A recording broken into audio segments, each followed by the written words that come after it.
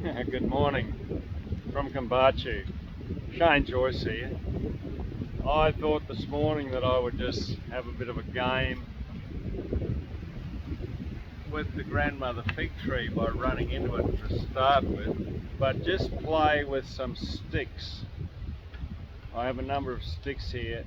They're nicely colour coded. There's the white coated sticks that go together, and there's the fluoro coloured ones that go together.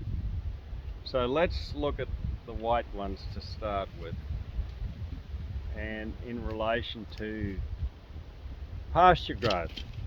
Right, so we're looking at the first 60 days in the spring. That's in South African language, or in Australian language from Alan Lauder, we're looking at the first 56 days of after your early storms in spring. So if we have an unrested pasture in this first part of the season, this is the depth of the root systems, a 30 centimetre root system. So just get a picture of that in relation to this stick and perhaps my arm. So it's, it's halfway from my fingertips to my elbow. It's not a big amount of soil. On the other hand, if we take this other stick, right, and take a look at this one, this is if we rest the same pasture, and the trials were done in Africa with buffalo grass, I believe. So if we rest the same pasture for 60 days in the beginning of the growing season, then we end up with a root system that is 4 times the depth. So we get a root system that goes down 1.2 meters. Just get a picture of that, if you will. Just get a picture of that. Here's this unrested pasture and the rested. So we can go, here we go, we got 4 times the root depth. 4 times. What's that mean in relation to rainfall infiltration? What's that mean in relation to building topsoil? What's it mean in relation to soil water holding capacity and rainfall infiltration? If we're dealing with 4 times as much topsoil, 4 times as much root matter in the soil compared with this unrested. Now, you might say, well, I can't rest all my country in the beginning of the growing season. Well, he who said that nothing was impossible never tried to slam a revolving door. So, this is something that people ask me, well, how do you rest everything for the 60 days at the beginning of the growing season? A good place to start is by resting one paddock and then moving the cattle on. Keep moving your cattle around, so at some point in the growing season you're getting 60 days rest. Don't use the same paddock at the beginning of every season. Alternate it around your paddocks. If I move back over here somewhere, you can actually see this stick and the length of it. It's huge, isn't it, compared with that? So that's my first little game with playing with sticks. My next one is to do with carbon dioxide and water cycle.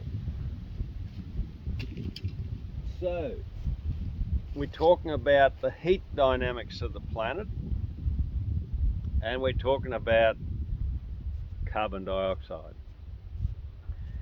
This represents the heat dynamics of the planet and the role that carbon dioxide plays. You realise that carbon dioxide is responsible for 4%, less than 4% of the heat dynamics of planet Earth. So here we are, we've been playing around with this little tiny stick. We've been having companies, corporates getting carbon neutrality. We've had solar farms going in to reduce emissions of CO2, wind farms, shutting down of coal-fired power stations, electric vehicles, all these amazing things that are reducing the CO2 emissions.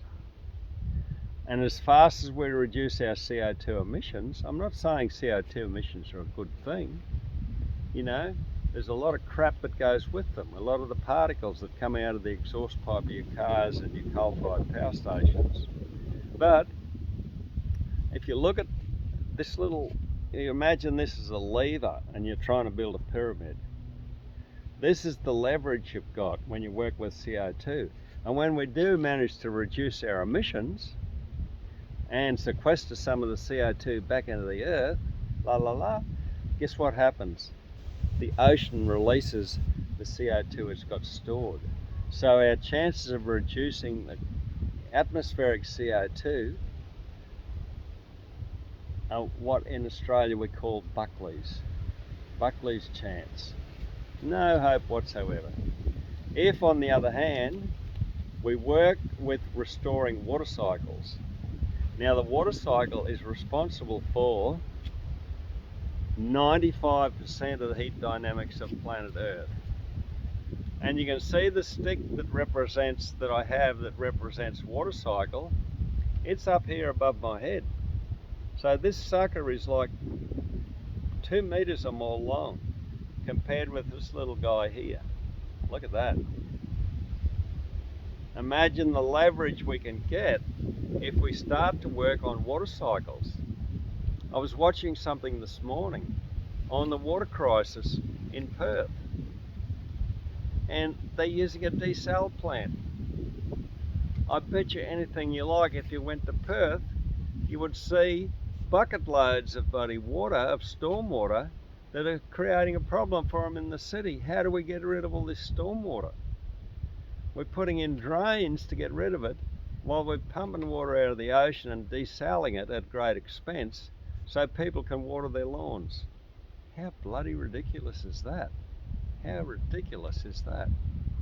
So, how do we work on water cycles? Well, I suggest if you're in the city and you want to look at work on water cycle, you look at some of the work of Brad Lancaster in Tucson, Arizona, where he's doing some magical things like curb cuts and creating little basins to allow the stormwater to run into. Here's a guy in the city who has become completely self-sufficient with water, from the water that falls out of the sky in a desert climate, a desert environment. You know, there's more water that falls on Tucson in a year than the total municipal usage. But, you know, they've been draining it, as they do in Perth, obviously. They're draining the stormwater. It's something to get rid of. And that brings us to agriculture. The farm I'm on here at Kilkeevan, 141 hectares. The whole farm, the whole landscape has been drained in the 60s and 70s around bare ground agriculture. And the water that was running across the top of the surface was a problem. So the Department of Primary Industries sent us out soil surveyors, and we put in what they called contour banks. They were actually drains to get the water off the landscape as quickly as possible, and we pumped it into the Wide Bay Creek, into the Mary River, and on out to the Barrier Reef. And it took with it a lot of our nutrients and our topsoil. So this little story is about water cycle. What we can do if we start to work with water cycle. What can you do in your garden or on your farm to start to work with the water cycle, to work with this lever? This is one hell of a lever. If you wanted to move a rock or something, you've got a lever that's over 2 meters long. The water cycle lever.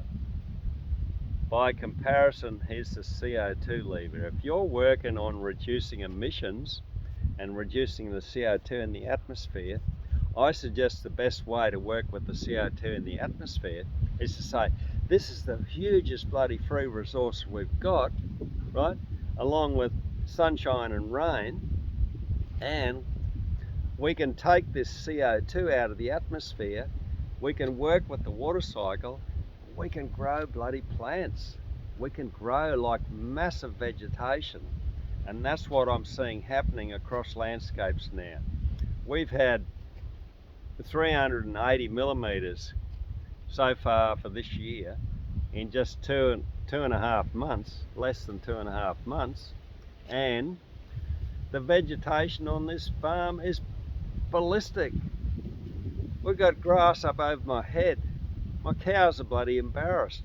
You know, 3 months ago, 4 months ago, the poor buggers were flat out to get a feed. They were eating old dry cardboard grass.